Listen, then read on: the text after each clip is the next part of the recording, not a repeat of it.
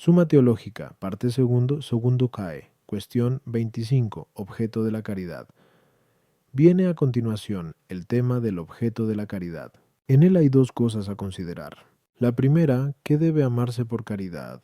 La segunda, ¿en qué orden se debe amar? La primera plantea 12 preguntas. ¿Ha de ser amado con caridad solo Dios o también el prójimo? ¿La caridad se ha de amar por caridad? ¿Se han de amar con caridad las criaturas irracionales? ¿Puede uno amarse a sí mismo por caridad, a su propio cuerpo? ¿Se ha de amar por caridad a los pecadores? ¿Los pecadores se aman a sí mismos? ¿Se ha de amar por caridad a los enemigos? ¿Se les ha de dar muestras de caridad? ¿Se ha de amar con caridad a los ángeles? ¿A los demonios? Enumeración de lo que se ha de amar por caridad. Artículo 1. El amor de caridad, ¿termina en Dios o se extiende también al prójimo? Lat. Objeciones por las que parece que el amor de caridad termina en Dios y no se extiende al prójimo. 1. Así como a Dios debemos amor, le debemos también temor, a tenor de estas palabras de la Escritura. Y ahora, Israel, ¿qué te pide el Señor sino que le temas y le ames? DT 10:12. Ahora bien, es distinto el temor que inspira el hombre, o temor humano, del que inspira Dios, que es o servil o filial, como hemos expuesto. Kio, Tsnovia, tu, es pues distinto el amor de caridad con que amamos a Dios, y el amor con que amamos al prójimo. Tu, según el filósofo en Ophos Ethic, ser amado es ser honrado, y es distinto el honor debido a Dios, que es honor de latría, y el debido a la criatura, honor de dulía. Es, por lo mismo, distinto el amor de Dios y el amor del prójimo. Troy. La esperanza, según la glosa, engendra la caridad, pero la esperanza se ha de poner en Dios de tal forma, que son reprendidos quienes la ponen en el hombre, según la Escritura. Maldito el hombre que espera en el hombre. Ger 17:5. En consecuencia, a Dios se le debe una caridad que no se extiende al prójimo. Contra esto está el testimonio de la Escritura. Mandamiento tenemos de Dios, que el que le ame ha de amar a su hermano. 1 Bonomuren 4:21. Respondo. Según hemos expuesto, 1 a 2Q, 54, 3. Los hábitos no se diferencian, sino porque cambia la especie de sus actos. Todos los actos de una especie pertenecen al mismo hábito. Pues bien, dado que el carácter específico de un acto lo constituye la razón formal de su objeto, por fuerza han de ser de la misma especie el acto que versa sobre la razón formal del objeto y el que recae sobre un objeto bajo tal razón formal, como son específicamente lo mismo la visión con que se ve la luz y la visión con que se ve el color por medio de la luz. Ahora bien, la razón del amor al prójimo es Dios, pues lo que debemos amar en el prójimo es que exista en Dios. Es, por lo tanto, evidente que son de la misma especie el acto con que amamos a Dios y el acto con que amamos al prójimo. Por eso el hábito de la caridad comprende el amor, no solo de Dios, sino también el del prójimo. A las objeciones 1. El prójimo tanto puede ser temido como amado de dos maneras. Primera, por lo propio de él, como el tirano es o temido por su crueldad o amado por el deseo de conseguir algo de él. En este sentido, el temor y el amor humano se distinguen del temor y del amor de Dios.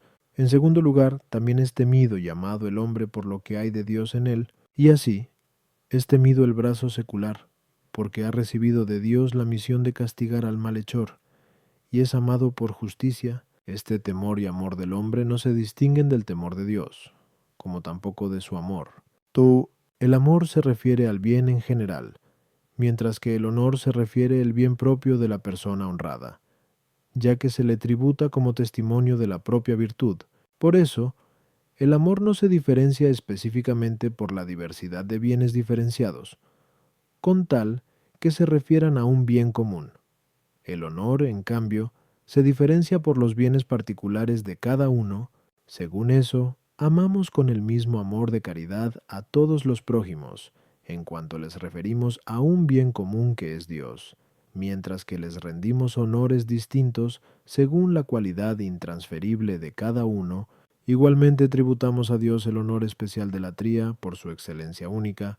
Trae. Son vituperados los hombres que esperan en el hombre como principal autor de salvación, mas no los que esperan en él como instrumento en dependencia de Dios. Sería asimismo reprensible quien amara al prójimo como fin principal, pero no quien lo ame por Dios, lo cual es propio de la caridad. Artículo 2. ¿Se ha de amar la caridad? Lat. Objeciones por las que parece que la caridad no debe ser amada por caridad. 1. ¿Qué debamos amar por caridad? Está expresado en los dos preceptos de la caridad que vemos en San Mateo 22:37 seus. Ahora bien, en ninguno de ellos está la caridad, pues la caridad no es ni Dios ni el prójimo. Por consiguiente, no se debe amar la caridad por caridad, según hemos visto. 23, 1 y 5. La caridad está fundada sobre la comunicación de la bienaventuranza. Pues bien, la caridad no puede participar de esa bienaventuranza. En consecuencia, la caridad no puede ser amada por caridad. 3. La caridad, según queda expuesto, cum 23. 1. Es una amistad, pero nadie puede tener amistad con la caridad, ni con cualquier accidente, dado que entre ellas no hay reciprocidad de amor, elemento esencial de la amistad, como se lee en Vela Ethic. Por consiguiente, la caridad no debe ser amada por caridad. Contra esto está lo que afirma San Agustín en Beiso de Trin. El que ama al prójimo debe amar también en consecuencia el amor mismo. Al prójimo se le ama por caridad. Luego se ha de amar también la caridad por la caridad. Respondo, la caridad es amor, y el amor, por la naturaleza de la potencia de que es acto, puede volver sobre sí mismo. En efecto, dado que el objeto de la voluntad es el bien universal, puede caer bajo el acto de la misma todo cuanto tenga razón de bien, pues así como el acto de querer es un bien, la voluntad puede querer el querer, lo mismo que el entendimiento, cuyo objeto es la verdad. Entiende que entiende, porque también esto es una verdad. El amor igualmente, por razón de su naturaleza específica, puede volver sobre sí, ya que es impulso espontáneo de quien ama hacia el ser amado. Por el hecho, pues, de que uno ame, ama el amar, pero la caridad, según hemos visto, pinta. 1. No es solamente amor, es también amistad, y en la amistad amamos dos cosas. La primera, al amigo con el que tenemos la amistad, y para el que queremos el bien. La segunda, el bien que le deseamos. De este modo, y no del primero, se ama la caridad por caridad, pues la caridad es el bien que deseamos para cuantos amamos en caridad. Por esta misma razón, amamos la bienaventuranza y las demás virtudes. A las objeciones, 1. Dios y el prójimo son aquellos con quienes tenemos amistad. Ahora bien, nuestro amor hacia ellos entraña el amor de la caridad. Efectivamente, amamos a Dios y al prójimo en cuanto que lo que amamos es el amor que nosotros y el prójimo tenemos a Dios, lo cual es amar la caridad. La caridad es comunicación misma de vida espiritual, que lleva a la bienaventuranza, por eso es amada como el bien que deseamos a cuantos amamos por caridad. 3. Esa objeción procede de creer que son amados con amistad aquellos con quienes la tenemos. Artículo 3. ¿Se deben amar por caridad incluso las criaturas irracionales? Lat. Objeciones por las que parece que se deben amar con caridad incluso las criaturas irracionales. 1. Por caridad nos conformamos en grado sumo con Dios. Pues bien, Dios ama a las criaturas irracionales, como se ve en la Escritura. Ama todas las cosas que existen. Sap 11:25. Y cuanto ama lo ama por sí mismo, que es caridad. Por tanto, también nosotros debemos amar por caridad a las criaturas irracionales. La caridad se dirige principalmente hacia Dios. A los demás, en cambio, solo en cuanto pertenecen a Él, dado pues que la criatura racional pertenece a Dios en cuanto tiene la semejanza de su imagen, también le pertenece la criatura irracional por tener la semejanza de su huella. En consecuencia, la caridad se extiende también a las criaturas irracionales.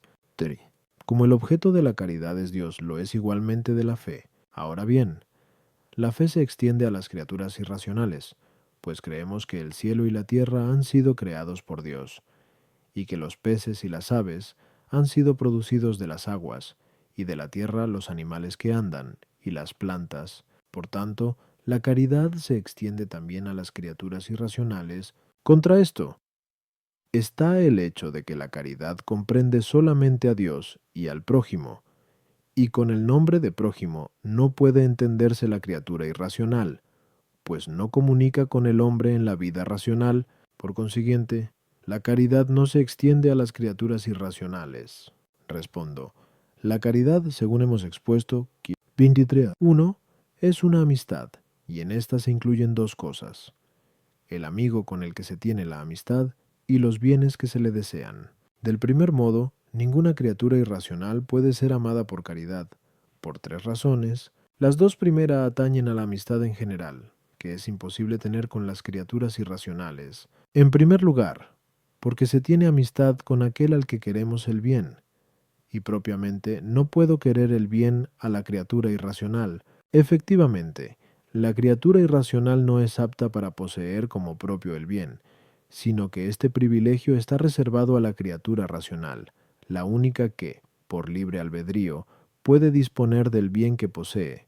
Por eso afirma el filósofo en Second Physics que, hablando de las criaturas irracionales, no afirmamos que les suceda algo bueno o malo, sino por analogía. En segundo lugar, porque toda amistad se basa en alguna comunicación de vida, ya que nada hay tan propio de la amistad como convivir, según afirma el filósofo en Buch Ethic, y las criaturas irracionales no pueden tener comunicación en la vida, que es por esencia racional. No es, pues, posible tener amistad con ellos sino metafóricamente. La tercera razón es propia de la caridad, porque ésta se funda en la comunicación de la bienaventuranza eterna, de la cual no es capaz la criatura irracional.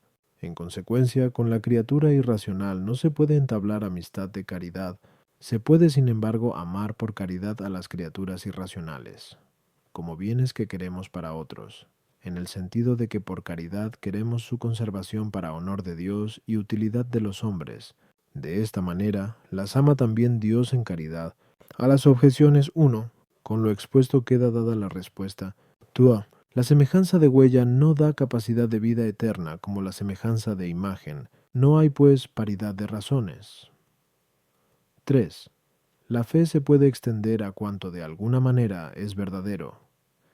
La amistad de caridad, en cambio, abarca solamente lo ordenado a poseer el bien de la vida eterna.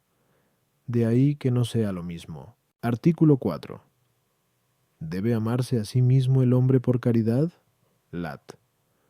Objeciones por las que parece que el hombre no se ama a sí mismo por caridad.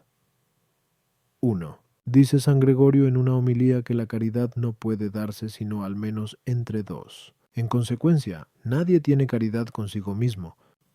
La amistad, en su esencia, entraña reciprocidad e igualdad, como consta en Beito Ethic, dos cosas que no las puede tener respecto de sí mismo el hombre. Ahora bien, como hemos dicho, Ki 23a1. La caridad es cierta amistad, por tanto no la puede tener el hombre consigo mismo. 3. No puede ser vituperable lo concerniente a la caridad, porque la caridad no daña. 1 Cor 13:4. Es, sin embargo, vituperable amarse a sí mismo, según el testimonio del apóstol. En los últimos días correrán tiempos peligrosos y serán los hombres amadores de sí mismos. 2 Tim 3:1-2. Por tanto, el hombre no se puede amar a sí mismo por caridad. Contra esto está el testimonio de la Escritura: amarás a tu amigo como a ti mismo. Lev 19:18. Y como al amigo le amamos por caridad debemos amarnos también a nosotros mismos. Respondo, siendo la caridad, como hemos visto, cos mini 3a, 1. Amistad. Podemos hablar de ella en dos sentidos. 1. Bajo la razón común de la amistad.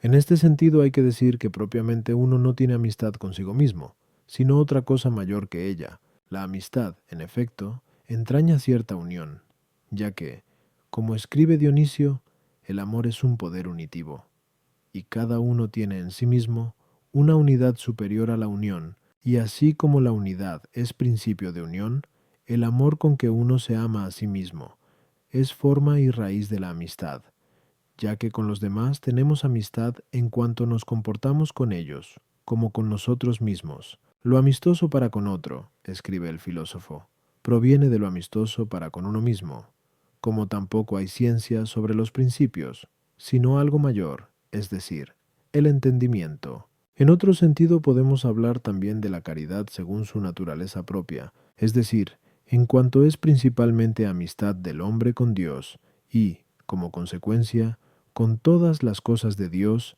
entre las cuales está también el hombre mismo que tiene caridad. De esta forma, entre las cosas que por caridad ama el hombre como pertenecientes a Dios, está que se ame también a sí mismo por caridad. A las objeciones 1. San Gregorio habla de la caridad conforme a la razón común de amistad. Procede en el mismo sentido que la anterior. 3. Son vituperados quienes se aman a sí mismos por amarse en conformidad con la naturaleza sensible a la que obedecen, y eso no es amarse verdaderamente a sí mismo según la naturaleza racional, que dicta que amemos para nosotros los bienes que atañen a la perfección de la razón.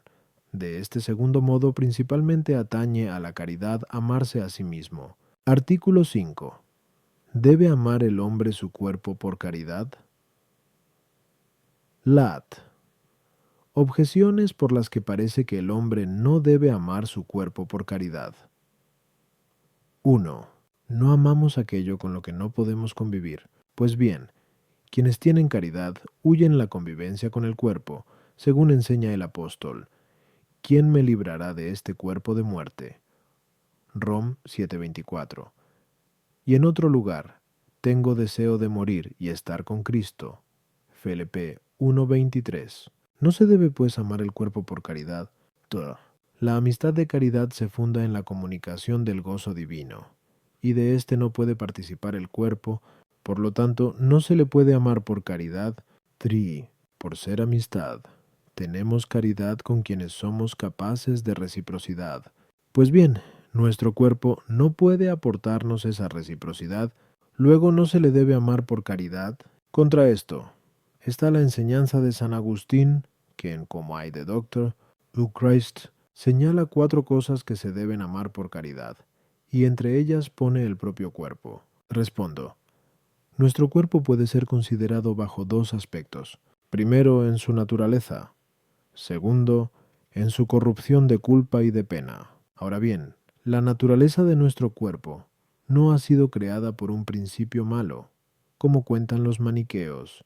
Por eso podemos usarlo en servicio de Dios, a tenor de lo que escribe el apóstol.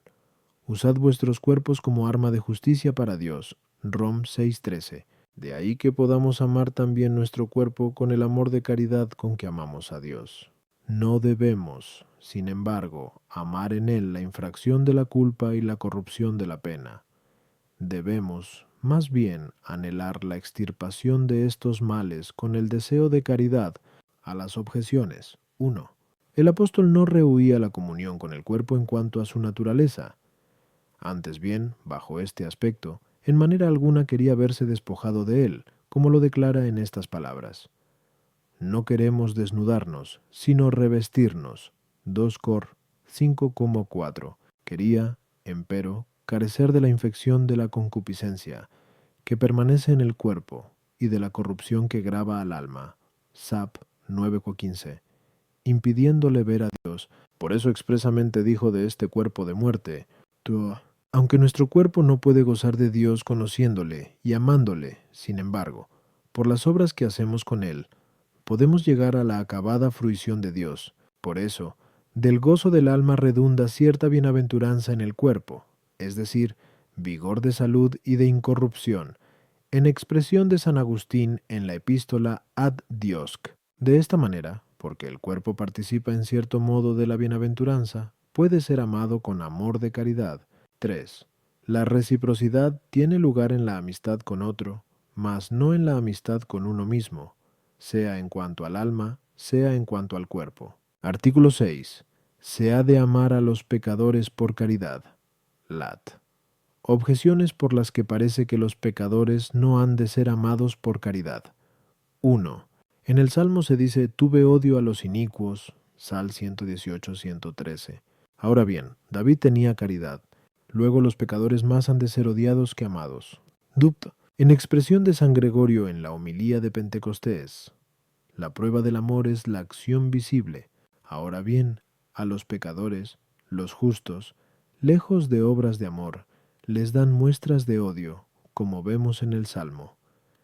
Desde la mañana mataba a todos los pecadores de la tierra, Sal 100,8, y el Señor por su parte ordenó, no consentirás que viva el malhechor, Ex 22:18.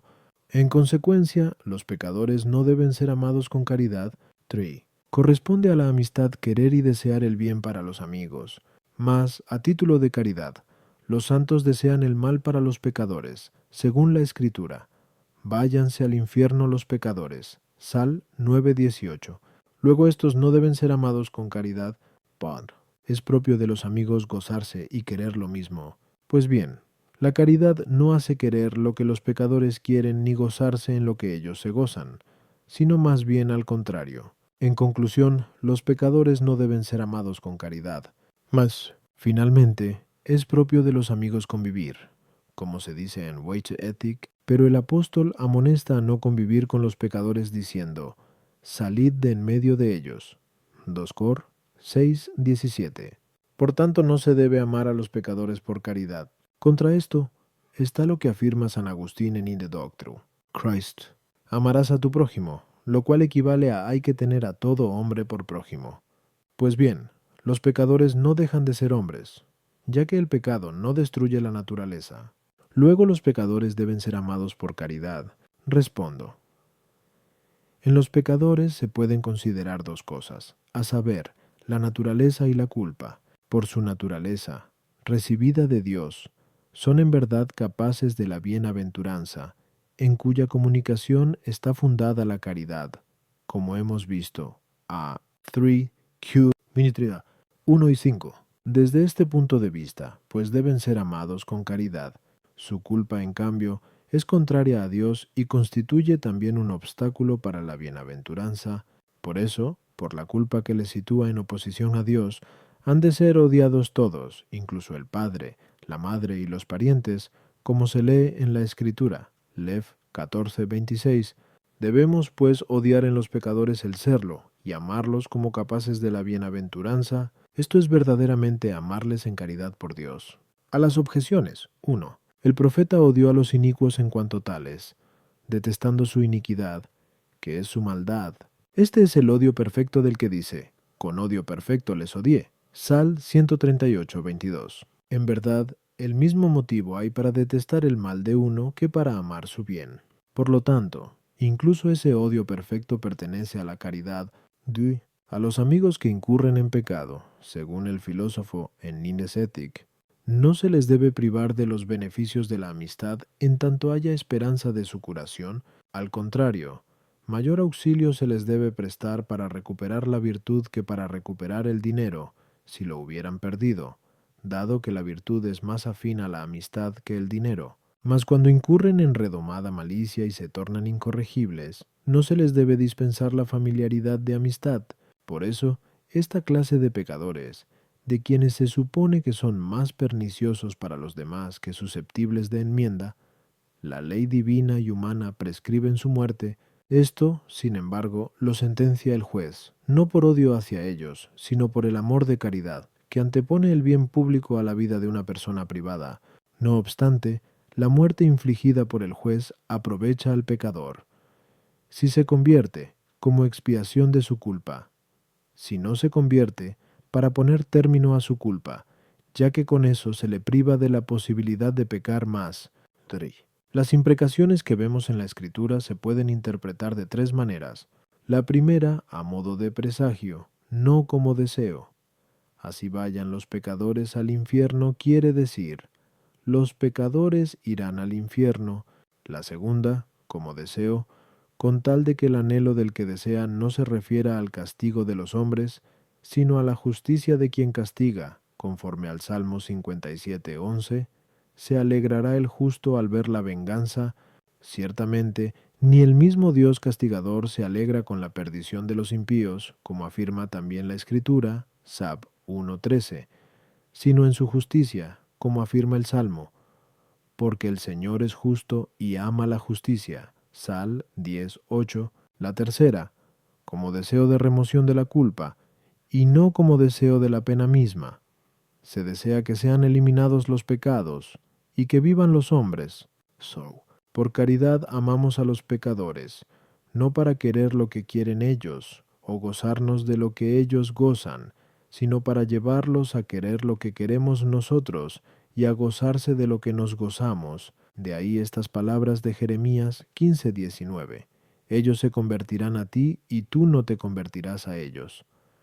5. Se debe evitar ciertamente que los débiles convivan con los pecadores por el peligro que corren de verse pervertidos por ellos. En cuanto a los perfectos, en cambio, cuya corrupción no se teme, es laudable que mantengan relaciones con los pecadores para convertirlos.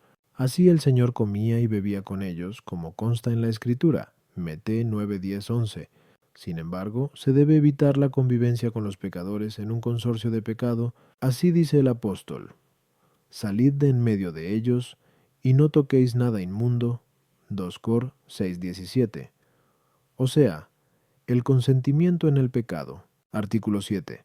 ¿Se aman a sí mismos los pecadores? Lat. Objeciones por las que parece que los pecadores se aman a sí mismos. 1. Lo que es principio de pecado se encuentra sobre todo en los pecadores. Pues bien, el amor propio es principio de pecado, según el testimonio de San Agustín en 14 Odesivi. Dei, que dice: forma la ciudad de Babilonia. Luego los pecadores se aman extraordinariamente a sí mismos.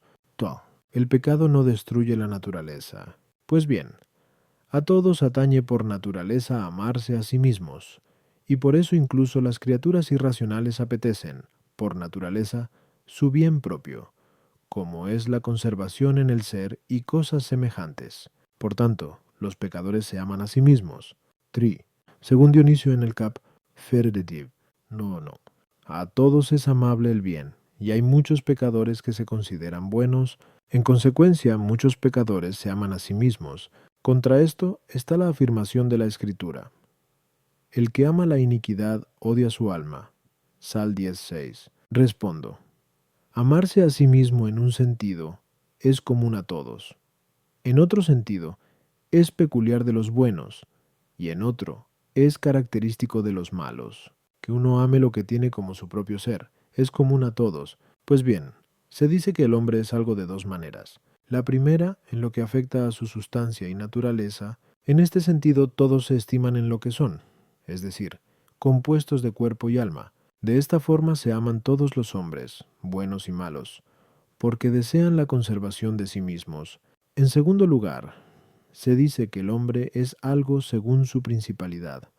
Como del príncipe de la ciudad, se dice que es la ciudad misma, y por eso lo que hace el príncipe se dice que lo hace la ciudad. De este modo no todos se tienen en lo que son. Efectivamente, lo principal que hay en el hombre es su alma racional, y es, en cambio, secundario su naturaleza sensible y corporal, llamando el apóstol a la primera hombre interior, y a la segunda exterior. 2 Cor 4:16. Los buenos aprecian en sí mismos como principal su naturaleza racional, es decir, el hombre interior, y se estiman en ello. Los malos, en cambio, consideran que lo principal es la naturaleza sensible y corporal, o sea, el hombre exterior. Por eso, al no conocerse bien, no se aman de verdad a sí mismos, sino que aman lo que creen que son. Los buenos, en cambio, conociéndose bien, se aman de verdad. Esto lo demuestra el filósofo en Ameretic. Por 5 condiciones propias de la amistad, cada uno de los amigos quiere: 1. Deg la existencia de su amigo y que viva. 2. Deg le quiere bienes. 3. Deg le hace el bien. 4. Deg convive con él plácidamente. 5. Deg coincide con sus sentimientos contristándose o deleitándose con él. Conforme a esto, los buenos se aman a sí mismos según el hombre interior. Quieren que se conserve en su entereza y le desean sus bienes, que son espirituales, trabajan para alcanzarlos y gustosamente se vuelven a su corazón, pues en él encuentran buenos pensamientos al presente y el recuerdo de bienes pasados y la esperanza de los futuros, con que también reciben placer. De igual manera no toleran en sí mismos división de la voluntad, porque toda su alma tiende a una sola cosa.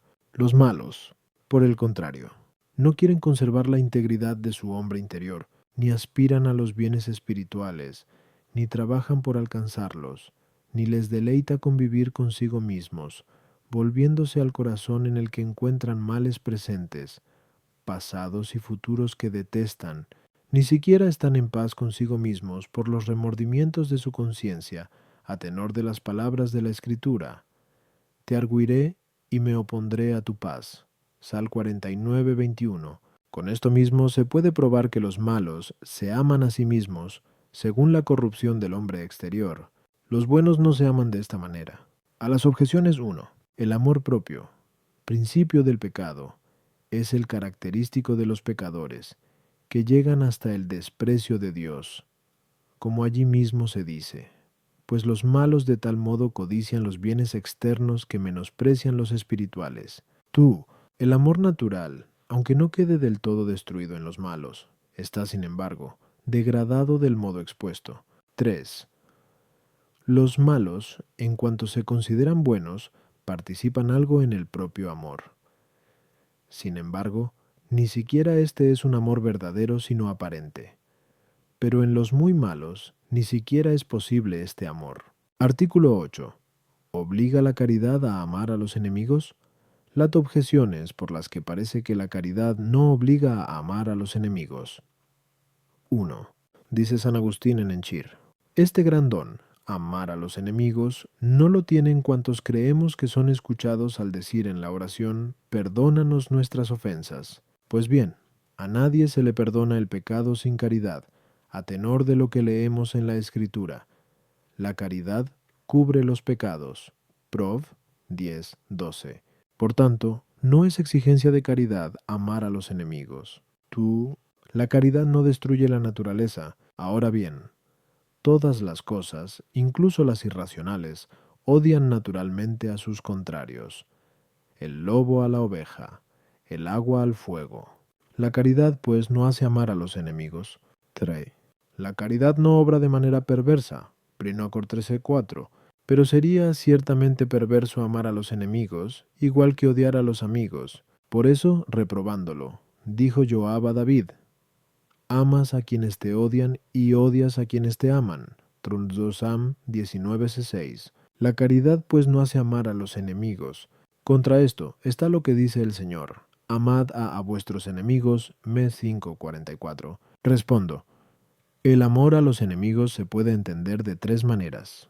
Primero, amarles en cuanto enemigos. Esto es malo y contrario a la caridad, pues sería amar la maldad ajena. Segundo, se puede tomar el amor a los enemigos como amor universal por la naturaleza común que tenemos con ellos. Desde este punto de vista, el amor a los enemigos es exigencia necesaria de caridad, en el sentido de que quien ama a Dios y al prójimo no puede excluir a sus enemigos del amor general al prójimo. En tercer lugar, el amor a los enemigos puede entenderse en sentido particular, es decir, como un movimiento especial de amor de alguien hacia su enemigo. Esto no es en absoluto exigencia necesaria de la caridad, ya que esta virtud no implica amor especial a cada uno de nuestros semejantes en particular, extremo que resultaría imposible. No obstante, ese amor especial, entendido como disposición de ánimo, es exigencia necesaria de la caridad en el sentido de estar dispuesto a amar a un enemigo en particular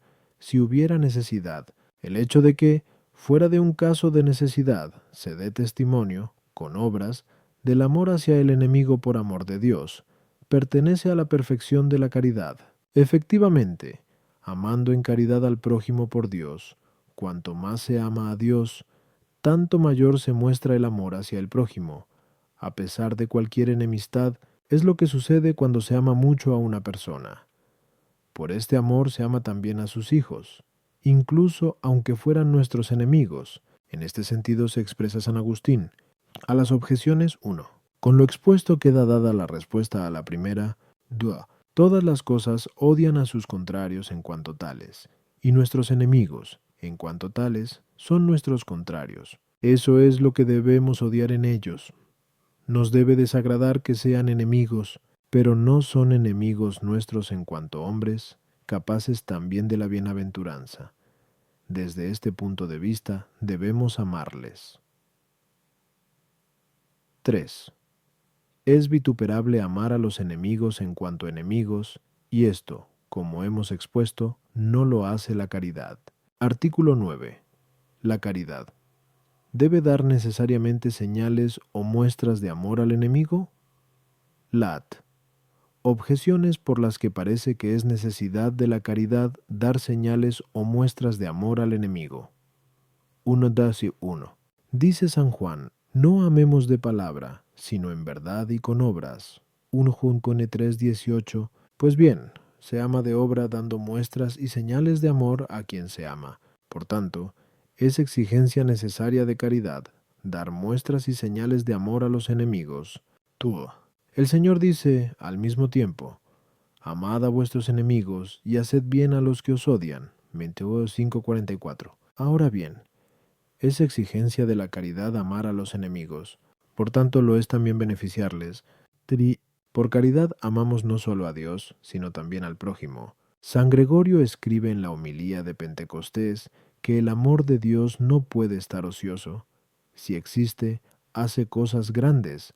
Si deja de obrar, no es amor. En consecuencia, el amor al prójimo no puede ser inoperante. Ahora bien, dado que la caridad exige necesariamente amar al prójimo, incluso al enemigo, es también necesario extender hasta ellos las señales y muestras del amor.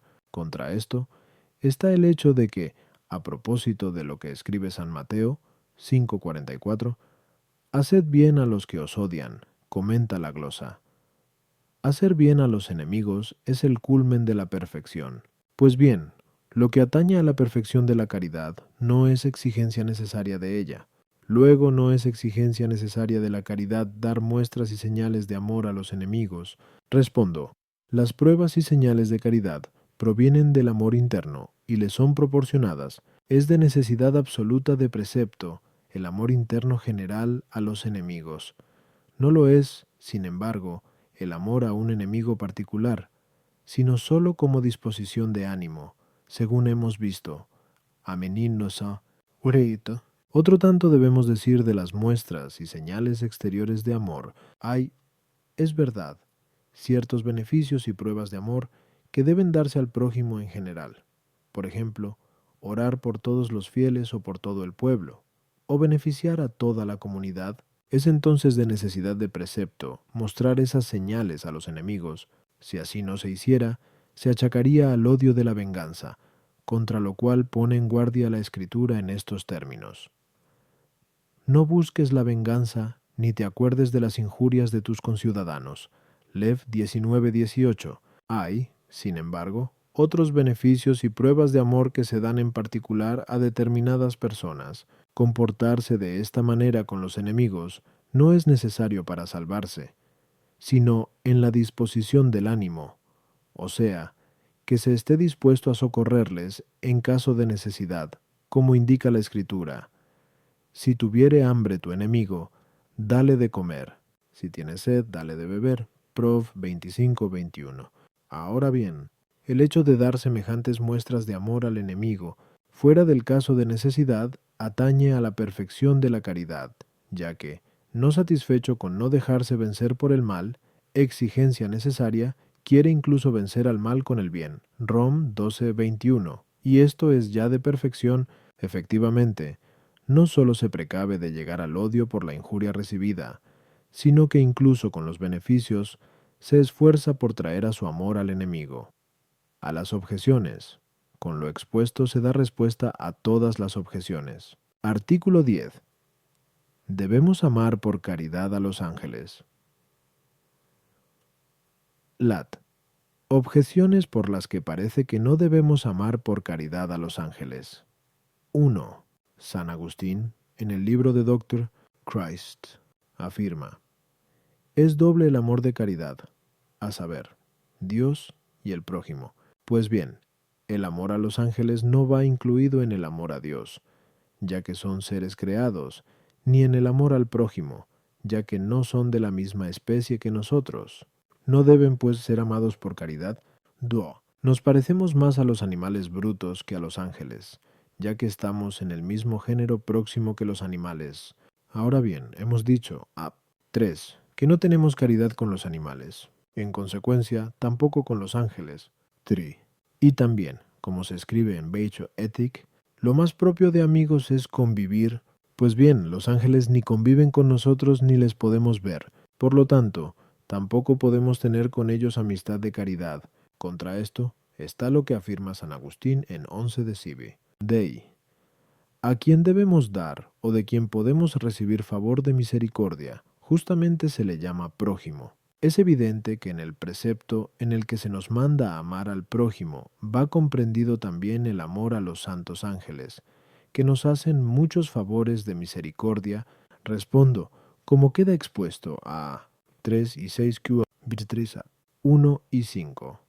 La amistad de caridad se funda en la comunicación de la bienaventuranza eterna, en cuya participación comunican los hombres con los ángeles, según el testimonio de San Mateo 22:30. En la resurrección serán los hombres igual que los ángeles.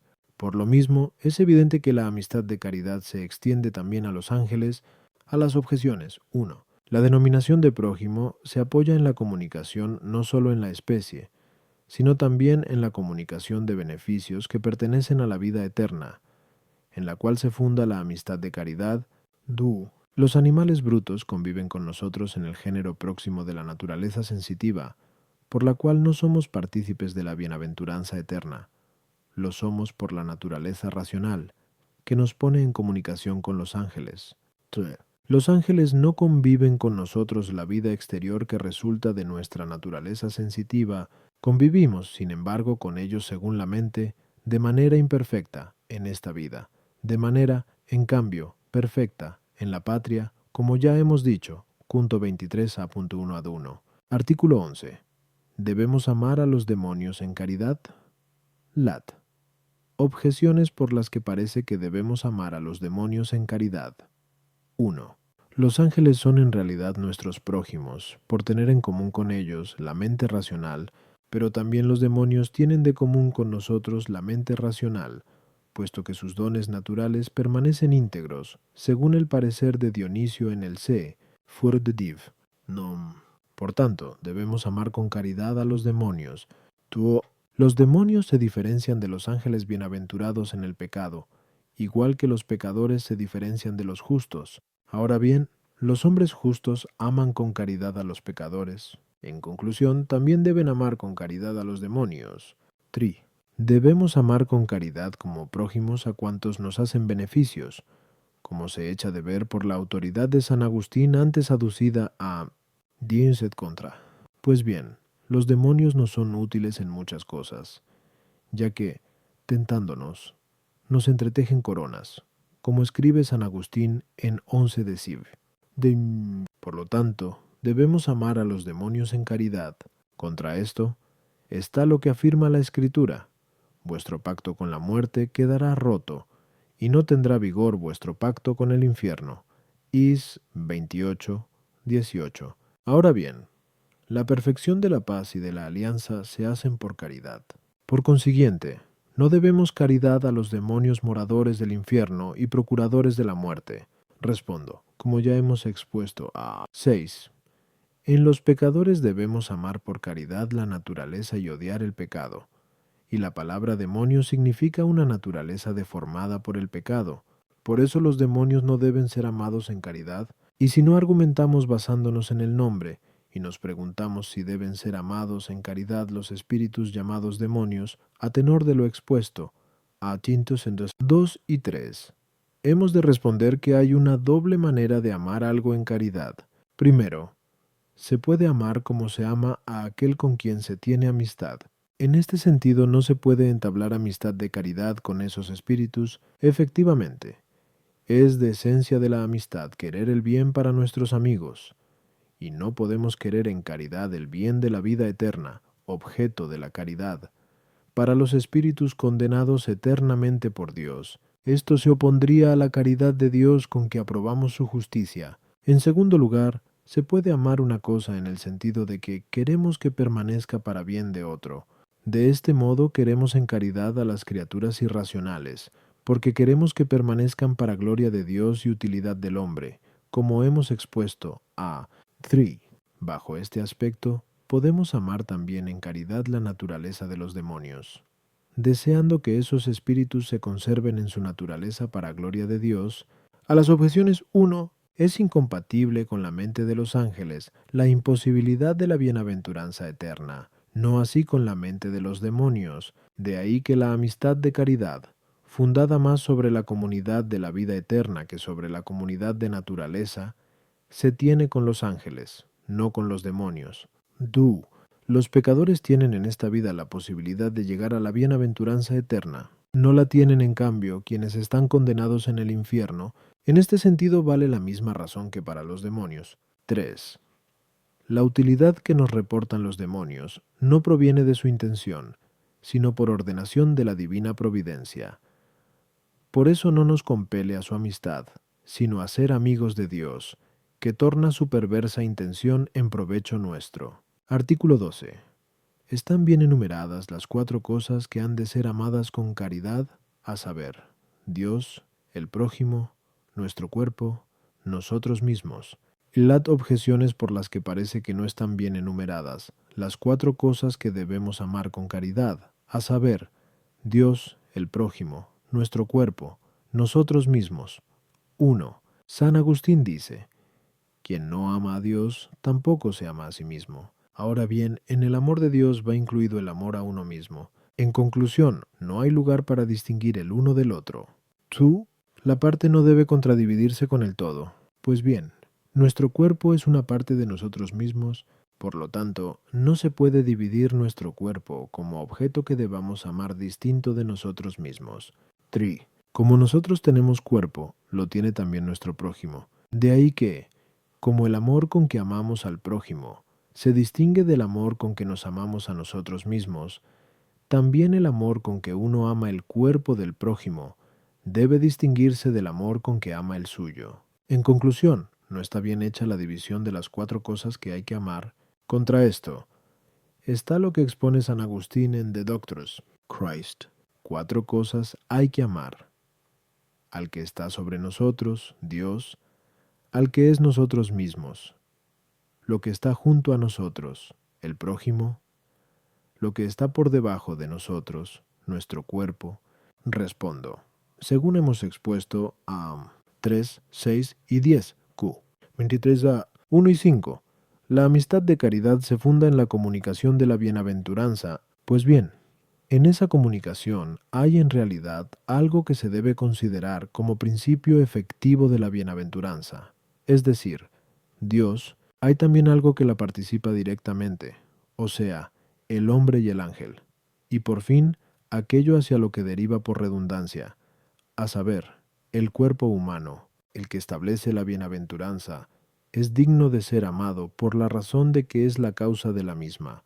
En cambio, el que participa de ella puede ser amado por doble motivo, o porque es uno con nosotros, o porque está asociado a nosotros en la participación. Bajo este aspecto, hay 2 cosas dignas de ser amadas con caridad: el hombre que se ama a sí mismo y el prójimo.